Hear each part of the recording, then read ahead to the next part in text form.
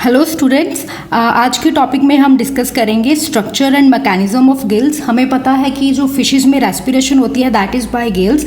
तो हम सबसे पहले गिल्स का स्ट्रक्चर पढ़ लेंगे और फिर हम देखेंगे कि कैसे जो डीऑक्सीजनेटेड ब्लड होता है वो कैसे ऑक्सीजनेटेड ब्लड हो जाता है जो वाटर पास करता है थ्रू द गिल्स। तो इसको समझने के लिए सबसे पहले मैं गिल्स का स्ट्रक्चर ड्रॉ करूँगी, जैसे आप अपनी स्क्रीन पर भी देख रहे हो। तो आपको समझाने के लिए I will draw the structure here. ये देखिए, जैसे हमने गिल्स का स्ट्रक्चर यहाँ पे ड्रॉ कर लिया है। These two finger like projections these are called as the filaments. These are called as the filaments और गिल फिलामेंट्स भी हम इनको बोल सकते हैं। इन स्ट्रक्चर्स में बहुत ही फाइन प्लेट लाइक स्ट्रक्चर्स रहते हैं and that plate like structures are called as the gill lamellae. These structures are called as the gill lamellae। तो this is a basic structure. और एक बात आपको यहाँ पे याद रखनी है कि जब भी हम ऐसा स्ट्रक्चर डिस्कस करेंगे, गिल्स का स्ट्रक्चर डिस्कस करते हैं, तो हम कौन सा डिस्कस करते हैं? होलोब्रैंक। जब हमने क्लासिफिकेशन करी थी तो उसमें हमने सारे के सारे स्ट्रक्चर्स को डिस्कस किया था कि इंटरनल गिल्स क्या होते हैं, एक्सटर्नल गिल्स क्या होते हैं। अगर आपने नहीं पढ़ा है तो आप जो इसका पार्ट 1 है that is classification of gills, उसको ज़रूर एक बार पढ़ लें। तो हम लोग कौन से गिल्स को डिस्कस करते हैं? होलोब्रैंक। हमें पता है कि होलोब्रैंक गिल्स कौन से होते हैं? दीज आर द गिल्स जिनमें होती है 2 रोज ऑफ गिल फिलामेंट। तो इसको हम क्या बोलते हैं? Complete gills. तो जब भी हमको स्ट्रक्चर डिस्कस करना होगा गिल्स का तो हम कौन सा स्ट्रक्चर डिस्कस करेंगे? होलोब्रैंक।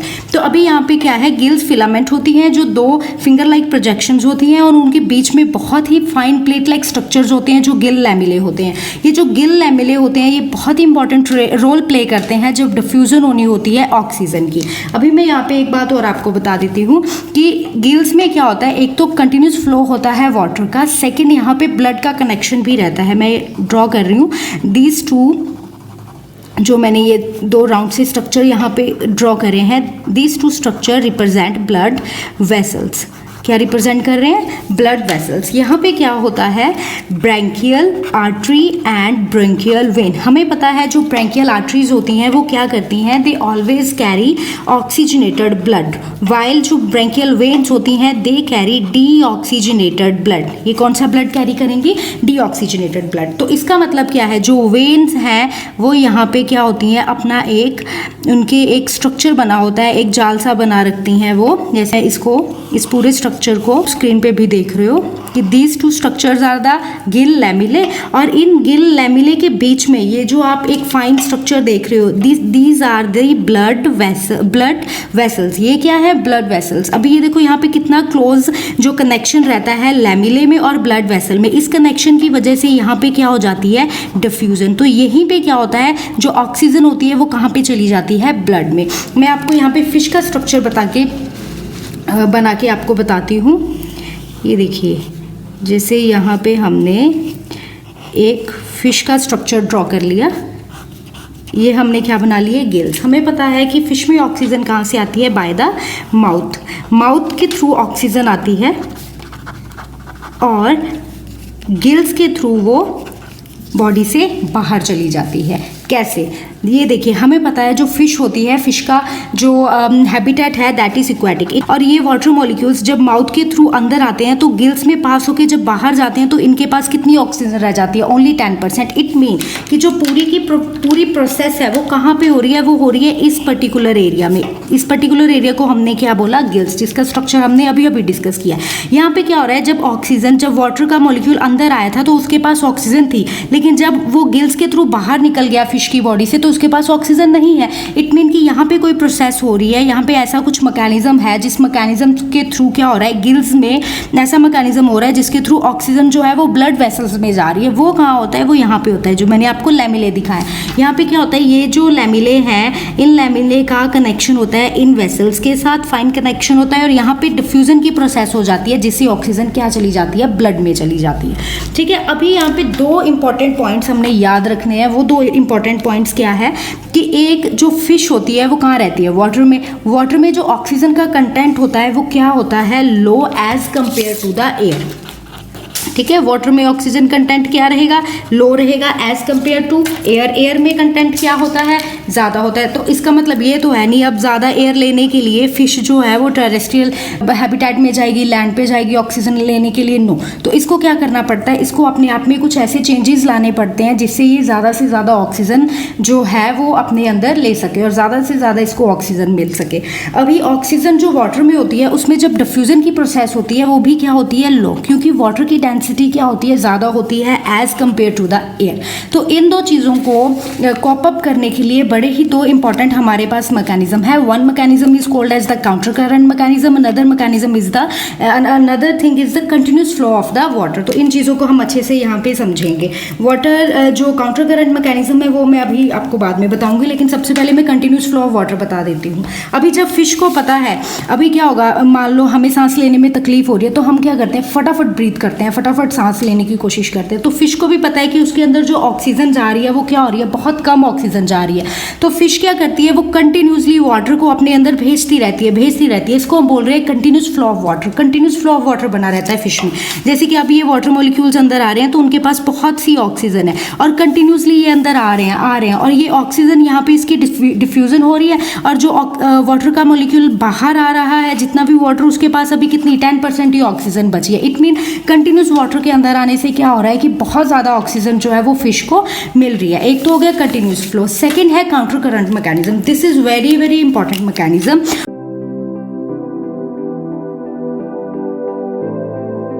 और ये जब भी आप क्वेश्चन अटेम्प्ट करो, रेस्पिरेशन इन गिल्स और हम इसको बोल देते हैं ब्रैंकियल रेस्पिरेशन, ऐसा क्वेश्चन अटेम्प्ट करो तो इस मैकेनिज्म को पेपर में लिखना बहुत इंपॉर्टेंट है। जो शॉर्ट नोट्स पेपर में आते हैं 2 मार्क क्वेश्चन, 3 मार्क क्वेश्चन, उसमें यूजली ये मैकेनिज्म पूछा जाता है, right a short note on counter current mechanism. तो इसको समझाने के लिए मैं आपको पहले एक बड़ी सिंपल सी एग्जाम्पल देती हूँ। सपोज कि 2 फ्रेंड्स हैं, ठीक है, 2 फ्रेंड्स जो हैं वो एक रास्ते पे जा रहे हैं। एक फ्रेंड का नाम है वाटर और दूसरे फ्रेंड का नाम है ब्लड, ठीक है।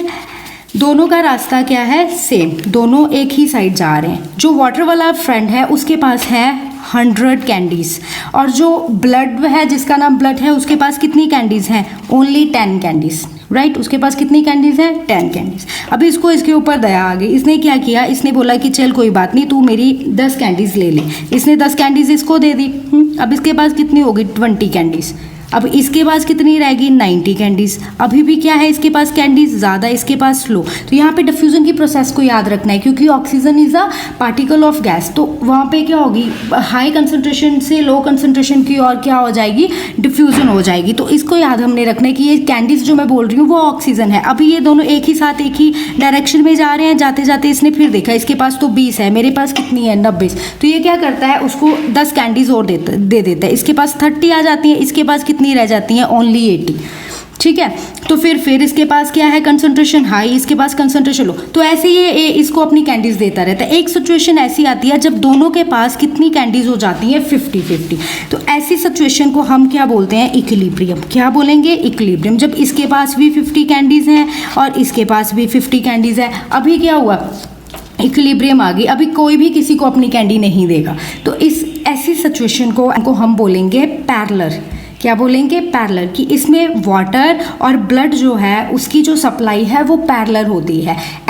तो इसको हम कहते हैं को current flow, which is the parallel flow of blood and water. ऐसा सिस्टम फिश में नहीं होता। क्यों नहीं होता, मैंने आपको पहले ही बोला था कि वाटर में ऑक्सीजन की क्वांटिटी क्या रहती है, लेस रहती है। वो जो फिश की रिक्वायरमेंट है उसको पूरा नहीं कर पाता। इसके लिए फिश में अडेप्टेशन होती है और उस अडेप्टेशन को हम बोलते हैं काउंटर करंट मैकेनिज्म। और इस अडेप्टेशन से क्या होता है, जो फ्लो है वो पैरेलल नहीं होता। अब मैं आपको सेकेंड एग्जाम्पल बताती हूँ। अभी फिर ये दो दोस्त, एक अपने घर से मार्केट की ओर जा रहा था और एक मार्केट से सपोज आ रहा है, ठीक है। तो ये देखिए, अभी इसके पास कितनी कैंडीज है, 100 कैंडीज। इसके पास कितनी कैंडीज है, 10 कैंडीज है। अभी ऐसे बहुत से दोस्त रास्ते में लगे हुए हैं जिनके पास 10 कैंडीज है। अभी ये यहाँ पे पहुँच गया, ठीक है, क्योंकि सेम ब्लड रहेगा, ये हमने वाटर लिया है और ये हमने ब्लड लिया है, तो ये सेम ब्लड रहेगा, सेम पाथ होगा इनका, वहीं से पास करेंगे। तो अभी यहाँ पे क्या होगा, इसने अपनी 10 कैंडीज इसको दे दी, तो इसके पास कितनी होगी 20 कैंडीज। 20 कैंडीज लेके ये मूव कर जाएगा, क्योंकि ये अपोजिट डायरेक्शन में मूव कर रहा है, मूव कर जाएगा तो नेक्स्ट वाला जो फ्रेंड है वो रास्ते में मिलेगा, जिसके पास फिर से 10 कैंडीज है, इसके पास कितनी है 80 कैंडीज। तो ये क्या करेगा, अपनी 10 कैंडीज इसको दे देगा, फिर इसके पास 20 होगी, ये फिर मूव कर जाएगा, फिर दूसरा दोस्त आ जाएगा, फिर उसके पास कितनी है 10, फिर इसके पास रहेगी 70, ये देगा, इसके पास 60 रह जाएगी। ऐसे क्या होता है, जब तक इसके पास 10 कैंडीज नहीं रह जाती तब तक इक्विलिब्रियम की कंडीशन नहीं आती। जब इसके पास 10 कैंडी होगी, इसके पास तो पहले से ही 10 है, तब कौन सी कंडीशन आ जाती है, which is called as the equilibrium. It mean इस सिचुएशन में इसने इसको कितनी कैंडीज दी, नियरली ओनली 40-50%, लेकिन इस सिचुएशन में इसने इसको 90 कैंडीज दी। तो फायदे वाला कौन सा मैकेनिज्म हुआ, काउंटर करंट मैकेनिज्म। एग्जैक्ट यही होता है in case of water and blood.